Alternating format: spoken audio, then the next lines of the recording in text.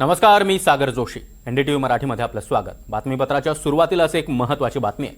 निवडणुकीच्या निकालाबाबत छत्रपती संभाजीनगरच्या खंडपीठामध्ये थोड्याच वेळात आता सुनावणी पार पडणार आहे. नागपूर खंडपीठानं दिलेल्या निकालानंतर आता उच्च न्यायालयाच्या औरंगाबाद खंडपीठ देखील निकाल देणार आहे.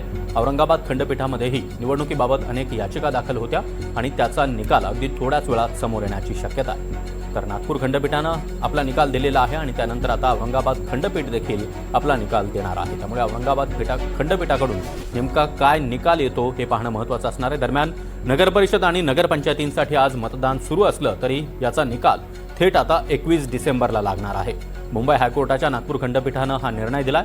उद्या म्हणजे 3 डिसेंबरला हा निकाल लागणं अपेक्षित होतं. मात्र निकाल थेट आता 21 डिसेंबरपर्यंत पुढे गेल्यामुळे सत्ताधारी आणि विरोधक नेत्यांनी निवडणूक आयोगावर नाराजी व्यक्त केली आहे. एक्झिट पोल देखील 20 तारखेच्या मतदानानंतरच होणार आहे.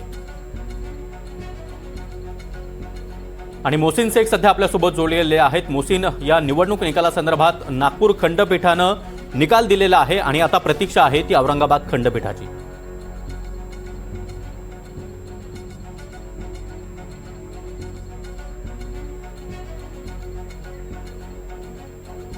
मुळात कालच या सगळ्या गोष्टींवर सुनावणी झाली आणि काल छत्रपती संभाजीनगर खंडपीठाने देखील निवडणूक आयोगाला विचारलं होतं की ही निवडणूक 21 तारखेला मतमोजणी होऊ शकते का, आणि यावर निवडणूक आयोगाने आम्ही उद्या म्हणजे आज या सगळ्याबाबत 12:30 वाजता आपलं निवेदन म्हणजेच आपलं म्हणणं सादर करू असं सांगितलं होतं. मात्र त्यापूर्वीच नागपूर खंडपीठाचा निकाल आला आणि त्यामुळे जी 12:30 वाजता सुनावणी होणार होती त्यावेळी निवडणूक आयोगाने न्यायालयासमोर म्हटलं की आमच्याकडे नागपूर खंडपीठाचा आदेश आलेला नाही, त्यांनी नेमका आदेशात काय म्हटलेलं आहे हे पाहावं लागणार आहे. आणि त्यामुळे ही 12:30 वाजेची सुनावणी 3 वाजेला ठेवण्यात आली होती आणि आता काही क्षणात या सुनावणीला सुरुवात होणार आहे. त्यामुळे आता नागपूर खंडपीठानंतर छत्रपती संभाजीनगरच्या औरंगाबाद खंडपीठ नेमकं काय निकाल देतं हे पाहणं महत्त्वाचं असणार आहे. आपण जर बघितलं तर उद्या म्हणजेच आज मतदान होतंय आणि उद्या मतमोजणी होणं अपेक्षित होतं. मात्र ज्या ठिकाणी आक्षेप आलेले आहेत त्याची मतदानची प्रक्रिया 20 तारखेला होणार आहे आणि 21 तारखेला मतमोजणी होणार होती. मात्र नागपूर खंडपीठाने सर्वच निकाल हे 21 तारखेला लावण्यात यावे असे आदेश दिलेले आहे. आणि ज्या पद्धतीने नागपूर खंडपीठात याचिका दाखल करण्यात आल्या होत्या तशा 5 याचिका संभाजीनगरच्या औरंगाबाद खंडपीठात देखील दाखल करण्यात आलेल्या आहेत. त्यामुळे त्या नागपूर खंडपीठाप्रमाणे या ठिकाणी देखील सुनावणी होते. आता प्रतीक्षा या लागलेली आहे की नागपूर खंडपीठानंतर औरंगाबाद खंडपीठाचं नेमकं काय निकाल येणार आहे.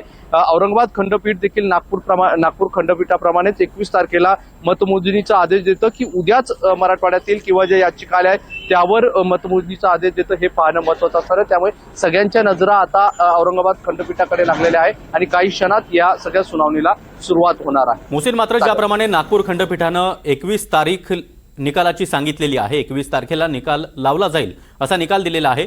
मात्र औरंगाबाद खंडपीठानं जर उद्या निकाल लावावा असा काही निर्णय दिला तर प्रशासनाची तयारी पूर्ण झालेली आहे का? कारण त्या दृष्टीनंच प्रशासन सज्ज झालेलं होतं. मतदानासोबतच मतमोजणीची तयारी देखील यंत्रणेनं केलेली होती.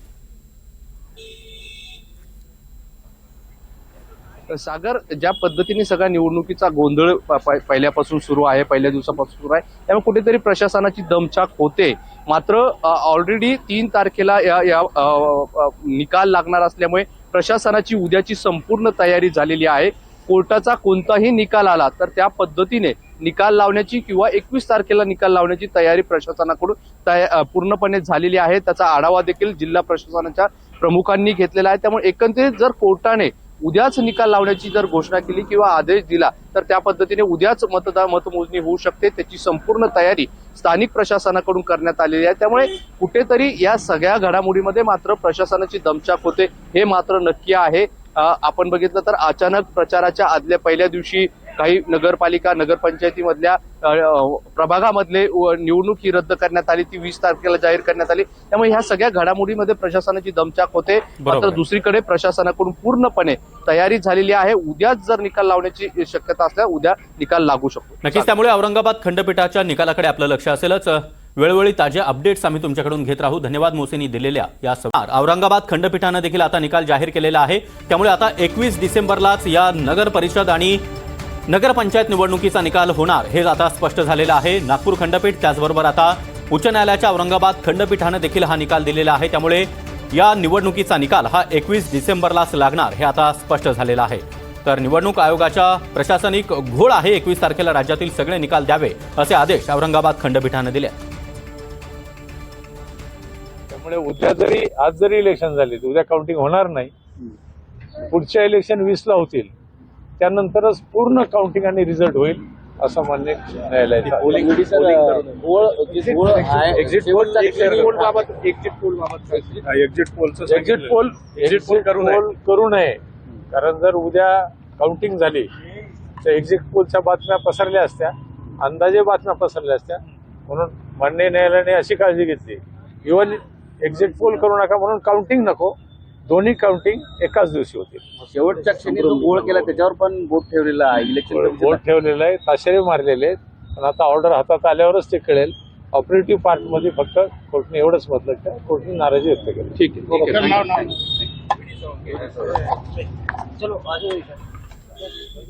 तर वकिलांनी ही माहिती दिलेली आहे. आता 21 डिसेंबरलाच नगरपंचायत आणि नगर परिषदेचा निकाल लागणार आहे. दरम्यान एक्झिट पोल देखील दिले जाऊ नयेत आणि अनेक महत्त्वाचे निर्णय आता औरंगाबाद खंडपीठाने दिलेले आहेत. उच्च न्यायालयाच्या नागपूर खंडपीठानंतर आता औरंगाबाद खंडपीठाने देखील हा महत्त्वाचा निकाल दिलेला आहे. त्यामुळे उद्या होणाऱ्या मतदानाचा निकाल देखील आता 20 डिसेंबरला होणाऱ्या मतदानाच्या निकाला दिवशीच अर्थात 21 डिसेंबरलाच लागणार आहे. औरंगाबाद खंडपीठाने देखील आपला निकाल दिलेला आहे आणि त्यामुळे आता 21 डिसेंबरलाच या सर्व नगर परिषदा आणि नगरपंचायत निवडणुकीचा निकाल लागणार आहे. त्यामुळे एक्झिट पोल देखील दिले जाऊ नयेत असं देखील खंडपीठानं आदेश दिलेले आहेत. 21 तारखेला राज्यातील सगळे निकाल द्यावेत. 20 तारखेपर्यंत सगळे मतदान होईपर्यंत एक्झिट पोल जाहीर करू नये असं देखील न्यायालयाने म्हटलंय. औरंगाबाद बेंच में सुनवाई हुई है, सुनवाई के रिजल्ट को क्या है? अभी जो हमने पिटीशन दाखिल किए थे, एक्चुअल में हमारा ये कहना था कि जो उन्होंने नोटिफिकेशन निकाला 29/11 का, जिसके तहत उन्होंने जहाँ पे भी अपील दाखिल हुए हैं, जो भी म्यूनसिपल काउंसिल में या फिर वार्ड के रिलेटेड अपील जो भी दाखिल हुए हैं उसके रिलेटेड उन्होंने उसको एक्सटेंड कर दिया इलेक्शन प्रोग्राम, और उसका 20 तारीख को ये रखा है चुनाव, और 21 तारीख को उसका रिजल्ट डिक्लेयर करने वाले थे, जिसके अगेंस्ट हम सभी माननीय उच्च न्यायालय में रिट पिटीशन दाखिल किए थे.